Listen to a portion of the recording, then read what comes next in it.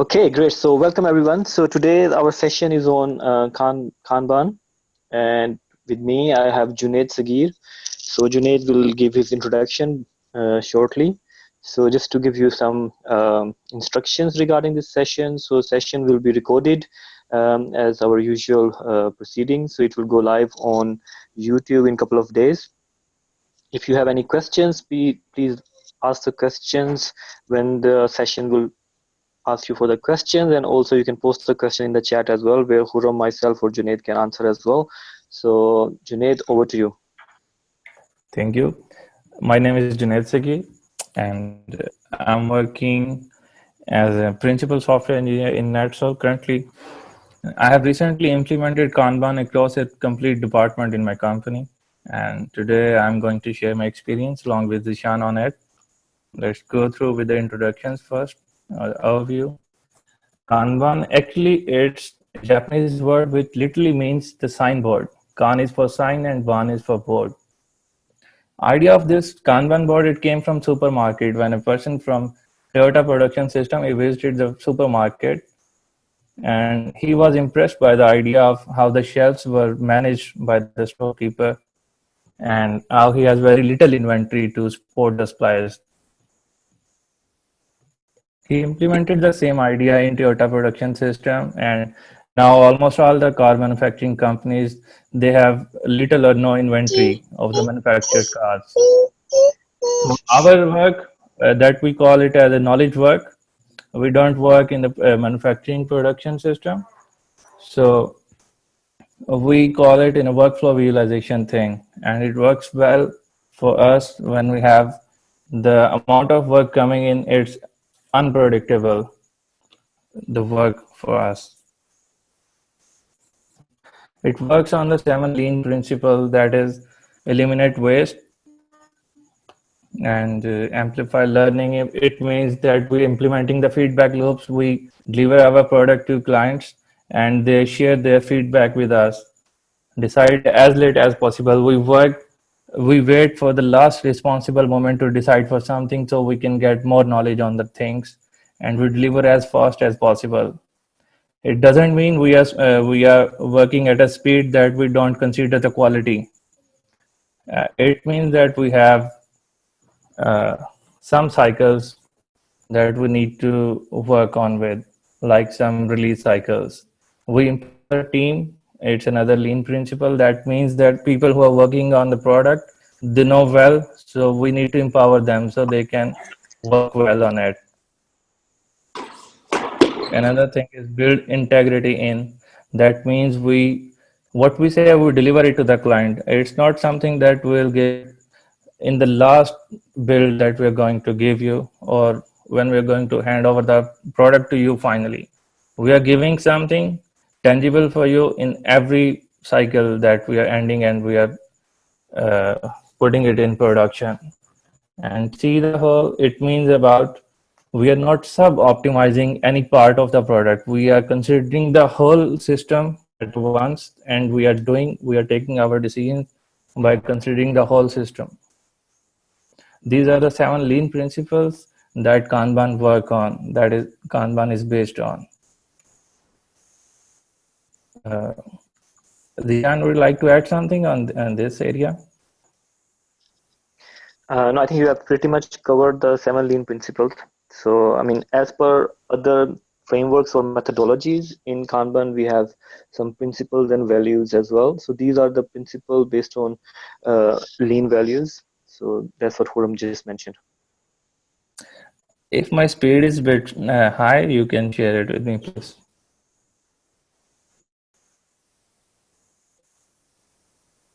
Okay, let's move to the next slide. Yeah.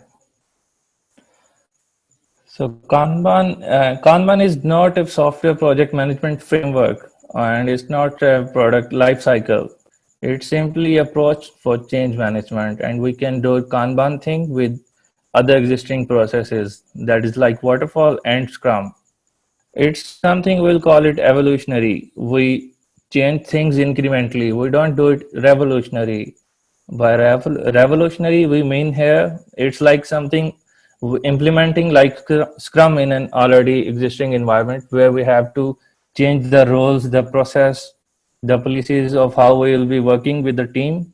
It's a big shift of the way of working we do. But for Kanban, it's something what we are doing already. We say, okay, just keep doing what you're doing already. Keep your roles, your responsibilities, whatever your process is, and your job titles. We don't mean no harm to your existing processes, but we agree that we'll change them incrementally over time. What Kanban does, it visualizes things. We'll discuss later. Zeshan, should I move forward? You would like to add something on this one? Yeah, so basically, what we are saying here is in the Kanban, the main idea is to visualize things, to see things on the visual board, and then to help on the existing process. So it's not asking you to reinvent the wheel and start the new process. So let's say if you are running your projects using waterfall or Scrum or any other methodology or framework, you can use Kanban board and you can visualize things. So when we move forward in the slides, you will see what are the other parameters or what are the other attributes within Kanban which can help us to succeed. So if you go to the next slide, Junaid will explain you on that. Okay. Now we'll be discussing some reasons and why we should adopt Kanban. The first one is flexibility. We say flexibility, that means we are not time bound. We don't need to, the client don't need to wait for some feature to get delivered in production until a certain time period, like time boxing or sprint. We can deliver it immediately after we are done with the feature or some high value issue. And we focus Yes, on exactly. continuous delivery, So right? yeah, Yes, exactly. Zeshan? So there is no fixed like sprint timelines in Kanban. So it's continuous. So the whole idea is it's continuous, and you can start from the beginning and then you can take to the end. So there are a couple of things we will uncover as we go forward. Mm-hmm. And next one is focus on continuous delivery. The teams are focused on flowing the work throughout the system. We don't start new work until we are finished with the work at hand. It's another feature that we look in Kanban. And the productivity and quality is increased when we have little work to do. We implement the WIP limits, work in progress limits, which increase the efficiency as well. Because we visualize things in Kanban and we check for activities we are doing to perform certain tasks, and we check whether these activities are adding value or they are not adding value. So we remove the activities that are not adding value. We'll see this concept in a while in the next slide, this one especially. It's called a value stream mapping, and then we improve it. And the team members are focused on doing the work when we have implemented the WIP limits, and we see the variability of workload. We have multiple things to do. We check them. Okay, we prioritize the things and we complete the work. And with reduction of waste, things get transparent when we implement the Kanban thing. We have realized the things and we see, okay, this is waste, and that we discussed already. Okay, the steps or the activities that we don't need to do now anymore, that we can live without those activities as well. So these are some reasons that we believe can impress your teams to that you can give them a buy-in. So why you should implement Kanban in your teams.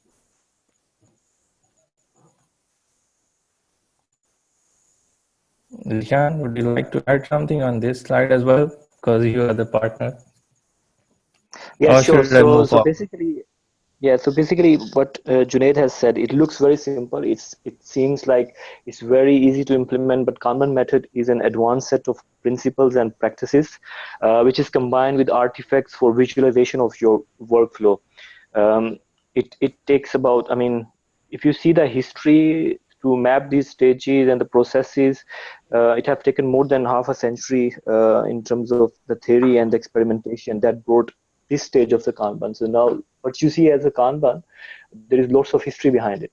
So its whole idea is to making your work life easier, basically. Okay.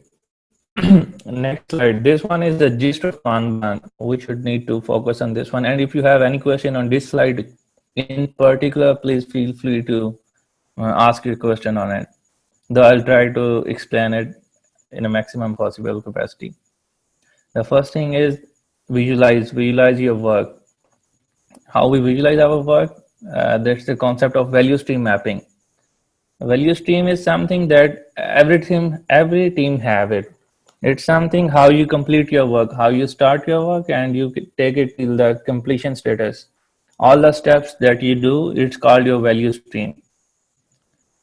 We map what we are currently doing, as we discussed earlier, that we start what we are doing already. So we visualize our value stream, and we on the Kanban board we write all the steps that we are doing currently for the first time. We don't do the for the first time that what it should be and what we want it to be. We say no. Write all the steps that you are doing right now. So we'll see what are the steps that can be removed or that can be merged. This is concept of value stream mapping, and when we say okay, we need to improve it, we need to see what are the steps that we need to remove. It's the continuous improvement thing. The term for it in Japanese is kaizen. It's another thing like Kanban. The concept of kaizen, that means we are improving continuously over the time, and we add the WIP limits. We'll see in the next slide is an example where we'll be discussing it in great detail. WIP limits are, we say okay, our tasks are in development status and some tasks are with QA status. We'll see okay, what are the capacity of QA team and what is the capacity of our development team, and we'll write the limits on the based on the capacity of those teams on our Kanban board in number on top of them. And that means our team in development can do only certain number of tasks at one time. If we have more tasks to do, those tasks have to wait because our team has the capacity of only doing X number of tasks. And there is another very it was a new concept for me, the pull system, pull versus push. It's something you say, if you are working in a pull system, it means that you are pulling the work in your queue by yourself based on the capacity of your team. Whereas push is our traditional system where we just push our work to other person or other team based on demand. We just need to do this, whether they have capacity or they don't have the capacity to do that thing. Whereas in pull, we say, okay, we have the capacity, we can do it. Okay. And the processes, we'll see this thing in the next slide.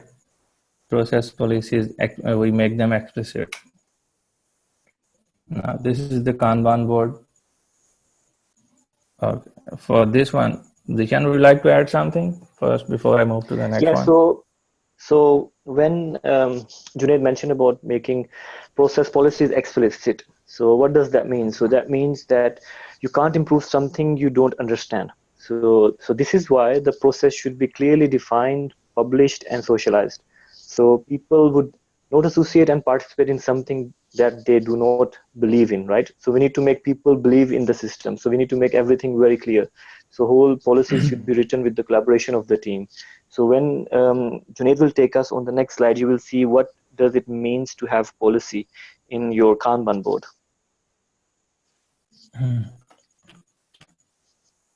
Okay, now this is an example of Kanban board. Every team can have different columns. It's not necessary like in Scrum we need to have certain meetings and certain artifacts or certain cycle that we perform, and we need to do all the meetings. In Kanban, we need to go through these steps, and we can have a meeting as well to synchronize.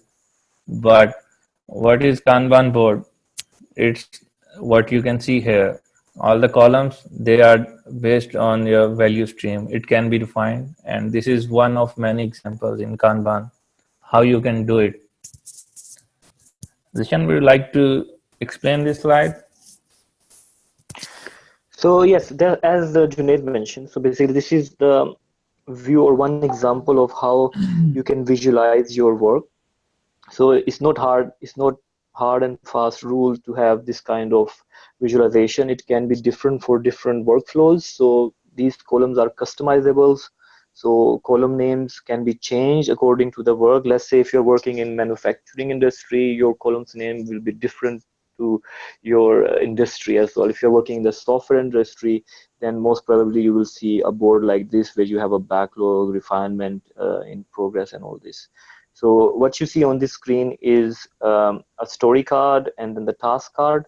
So you can have them in different colors as well. And also at the bottom of each column, you have policy. So we were talking about the policy.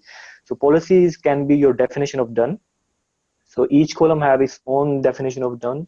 Means you cannot move your card to the next column unless your criteria or definition of done is completed for that specific column. Okay. Right. Like for this board, we have first column as backlog to do. We have all the work that we need to do here. The team have decided we'll go with this format. Then the team picks we have the 2 WIP limit. You can see the 2 in red circle here. It's the 2 means there can be maximum 2 items in this column at a time in refinement thing.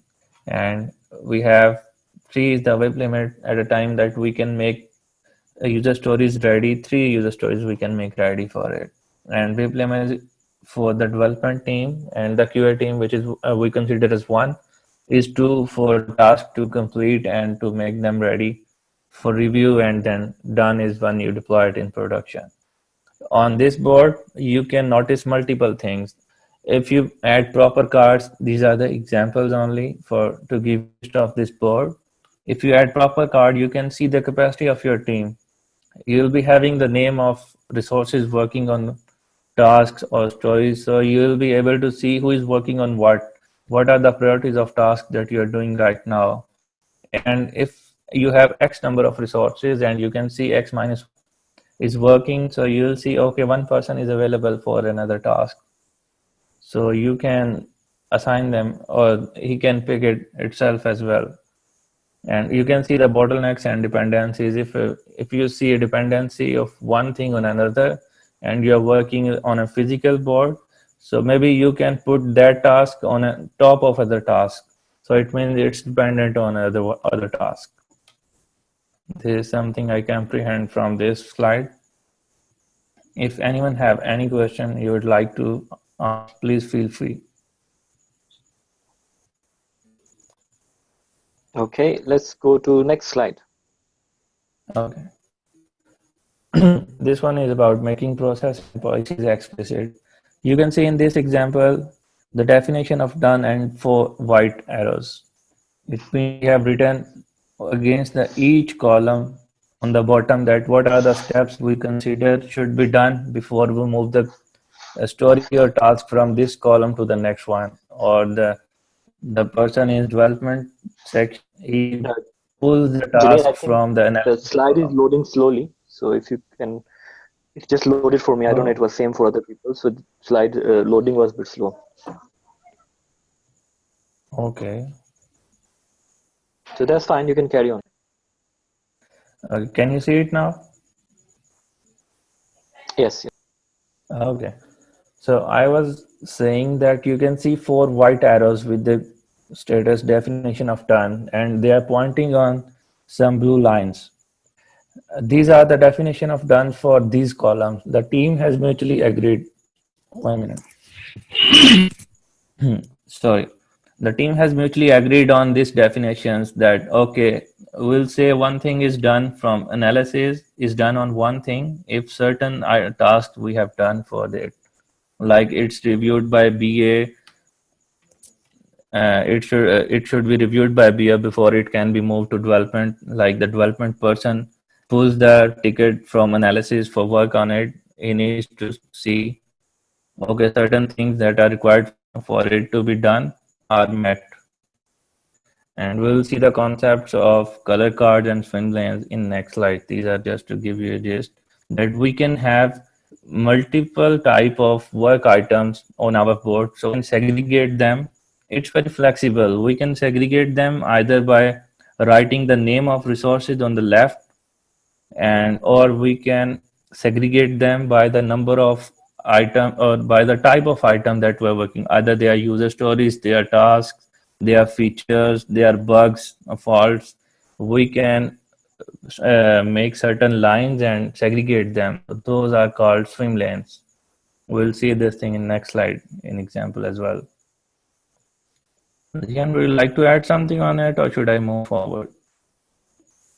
Yeah, I think this is just for having some visual understanding for the guys to see where you can add your policies on the board. If you're using a physical board, you can add at the end. If you're using digital board, because nowadays lots of digital Kanban boards are available as well, then you can have them digitally assigned to each column as well. Right. Or you can write a complete one-page document or a two-page document and get them signed from the team, so every team member understand it. And you don't need, maybe you don't need to write it at all. Just different versions of how you can do it.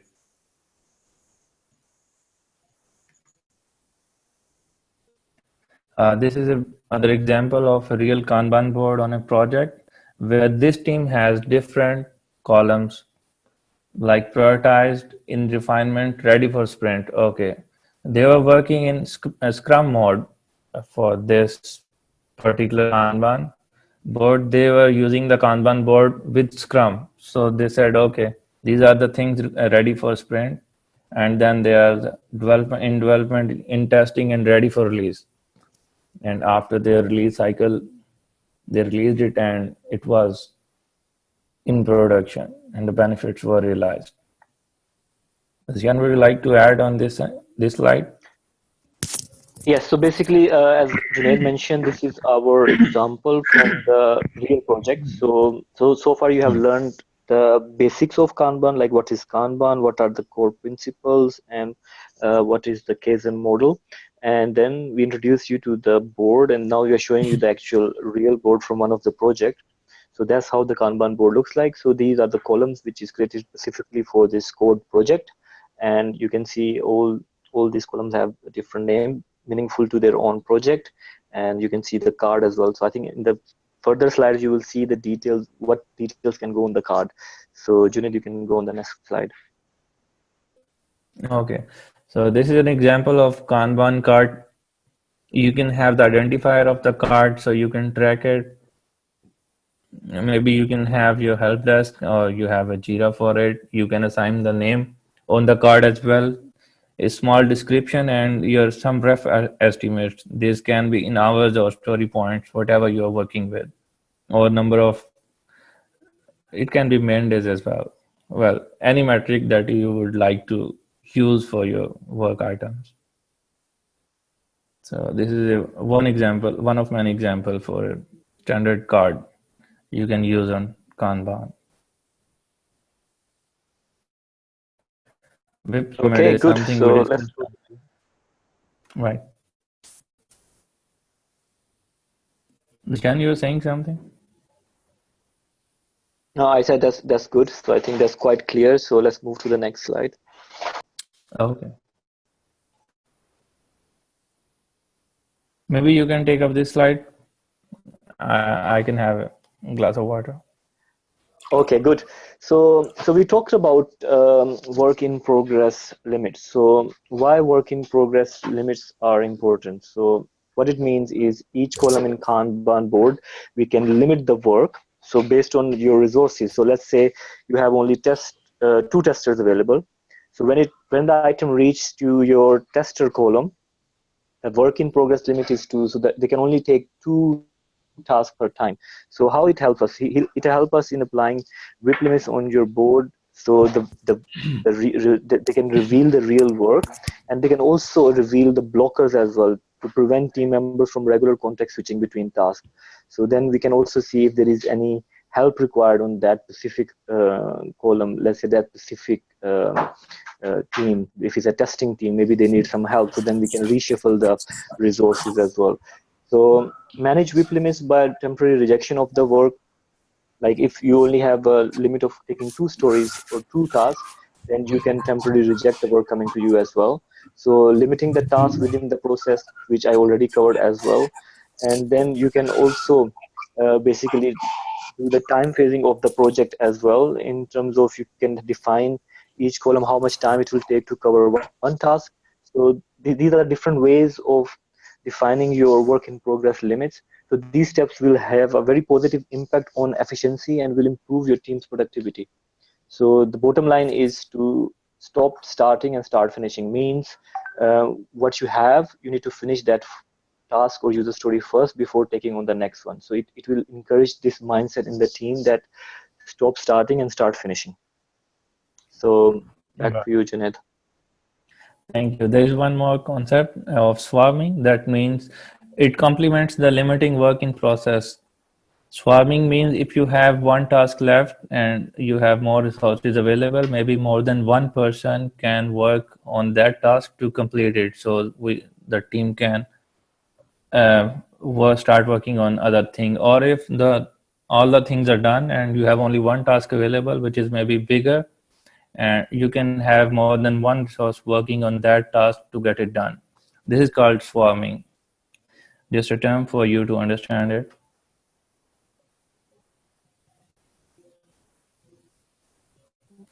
Okay, good. Okay, now we have an example. We had the theoretical part first, and now we are going through the examples of different Kanban boards. With this example, we'll see how the Kanban board helps us to radiate the bottleneck. In this particular case, like most of the time developers do, they say, okay, something is pending on QA team. So we have some scenario like this here as well, but it's genuine this time. We see we have defined our limits. It's 6, 3, 5, 3, and 5 for pending analysis, development, and test deploy. What we're seeing right now is the testing team. We understand that the Kanban mode, we work in a pull capacity, pull system. That means the testing team will pull the new work from development team. And for this case, the testing team already met their capacity of working 3 items at a time. So development team have met the capacity of working on 5 things at one time, and analysis is done as per this capacity as well. So what we see right now is development team can't work, or BA cannot work on other things because the testing team is busy on completing what task they have based on their capacity. So right now on the Kanban board, we can see all these things. We see as soon as the testing team has deployed one thing, what will the effect of this thing on complete Kanban board? We'll see in the next slide. All the tasks are moved one to the right. Like every team have pulled one task. So from this example here, what we understand is we need to increase the capacity of our testing team so we can complement the complete team. It's not something how the analysis, be it business analyst team or the development team is doing the work. It's something that the customer is getting on time, or what the customer can realize. It's more important because we are working as a team. So in this case, we inspect and we understand that, okay, we need to increase the capacity of our testing team. Or if you don't have more resources, maybe we can reduce the capacity of development team so they don't sit idle for long because the testing team, they don't have more capacity. We complement each section. I hope I'm able to give some gist of how it radiates the bottleneck and what is the pull mechanism in Kanban. Yes, If very, any, very good example, Junaid. So it's clearly defines like how the Kanban board and Kanban system expose the bottleneck. So in this case, the clear bottleneck was our testing area.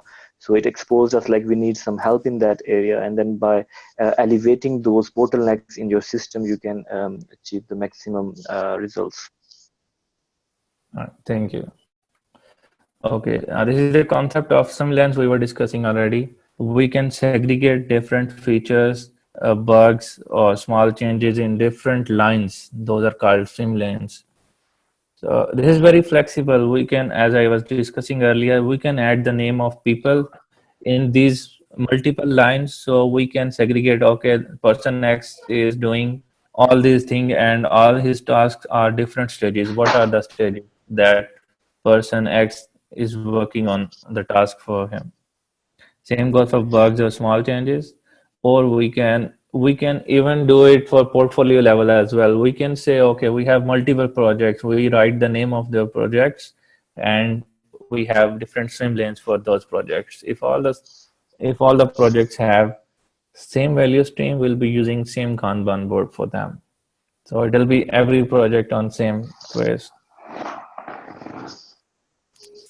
Yeah, so just to put this into our real life examples, so swim lanes, if you can see, if you're working in a banking or financial sector, you might have some regulatory requirements which are must have, and you cannot miss those requirements, and those needs to be delivered very, very fast. So then you can have a swim lane called expedite. So let's say you're working on a project where all the things are going through your regular swim lane, but then you have an expedite swim lane. So any story sent to the expedite column, so team will be aware that this is high priority, and then they will start pulling that task as fast as they can to finish that task on the required deadline or the timeline. So this is one of the other benefit of having Kanban board. It allows you to have multiple swim lanes. So like Junaid mentioned, you can have swim lanes for your different types of features or defects, and you can also have swim lanes for your regulatory or your mandatory stuff which have some regular implications on the financial institute. Great example, Zeshan. Thank you. Okay, so I think we move to next slide. Right. This is another example of multiple work items that we can visualize on one board. We can either do it in different swim lanes, or we can do it with multiple color cards as well if we are doing it on a physical board. So just to give you an example, the green one are tasks, the red one are the defects, and client issues are in blue and features are in orange. So we can add immediately at one glance, we can see, okay, we have multiple type of work and each type of work is in what stage. We can see it by having a one look on our board.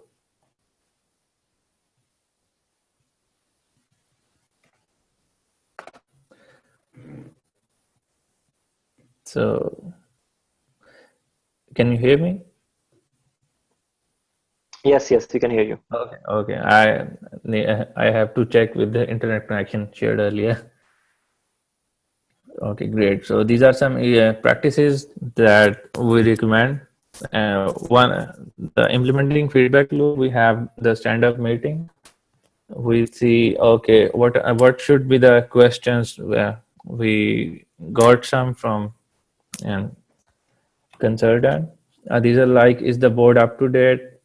The questions that we can ask in our stand-up meeting for Kanban are like, what is the board up to date? We have a bottleneck or unresolved blocker, or our WIP limits are meeting, or we are going above our WIP limit, or the priorities are clear or not. So we implement feedback loop by having a stand-up meeting, same like we have in Scrum where we discuss the 3 questions. And we encourage the act of leadership at all levels. It's not something that only the manager, senior manager, or the lead can raise what should be improved in our Kanban cycle, in our value stream. Any person who sees something is can be optimized, he can share their views, and if it's valid, so it can be improved. It should reflect on our board, on our practices. So these are the practices that we recommend. It's about the performance matrices. Like we have velocity in Scrum, we have the cycle time, lead time in Kanban.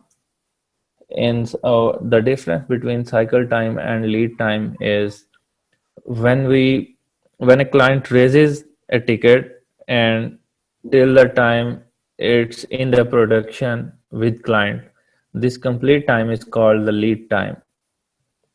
Whereas the cycle time is the concept of when the team has started working on a thing and till the time it's ready to be deployed. It's the concept of cycle time. We use these times to check for how long the tickets or the items that we need to work on were on our queue, in our process, and we see where where the time is exceeding and where we should improve it. The example should be something like we got the work item from client to do, but we haven't started it yet. So it was in our queue, it was waiting there. So wait is a type of waste in lean.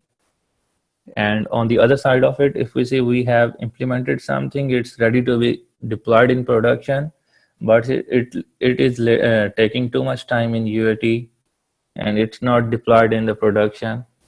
So there is something we need to check on this side because the cycle time is completed, but the lead time is increasing. So this gives different perspectives of how we can reduce the time. The purpose is to reduce both the time, cycle time and lead time.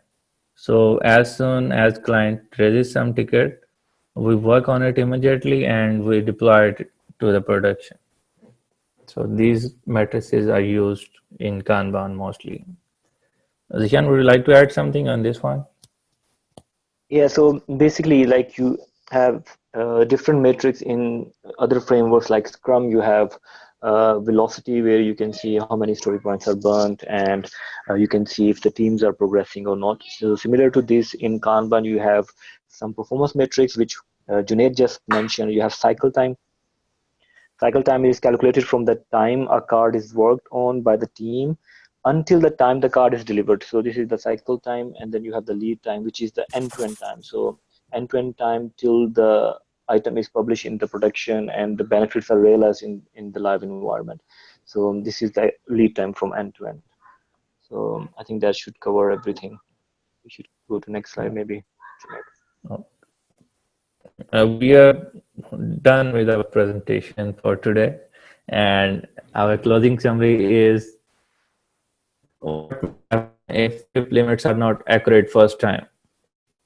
So we don't need to worry about it. When you start working with Kanban for first time, you just analyze, you guess what's your capacity to work on each column for a certain time. So it's not that if your team is working with the 10 capacity of 5 WIP limit in development and 4 WIP limit of test, so it should do it like this.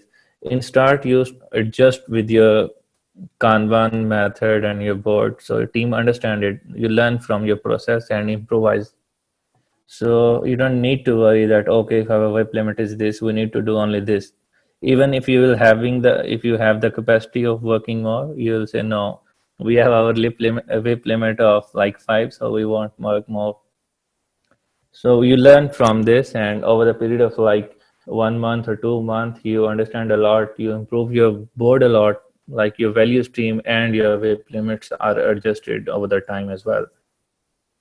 So, but you don't need to say, okay, we don't implement the WIP limit. Don't do it like this. Implement some WIP limit and improve it over the time. Now we'll go for we have a small quiz for our participants. So just to see what you get from it. Should we go So with let's the, see if before the quiz, Junaid, maybe we can ask if there is any question from the audience, so we can take some questions and then we can go towards the quiz to see the topics we covered make sense to the audience or not. fair enough. So any questions from the audience regarding to the topic we covered? It's just the introduction, so we didn't go deep into Kanban, so we tried to give you very high level introduction on the Kanban board, the principles, the values, and the practice itself, and the cadence of the if framework and how we like to work in the framework. So if you have any questions, please feel free to ask.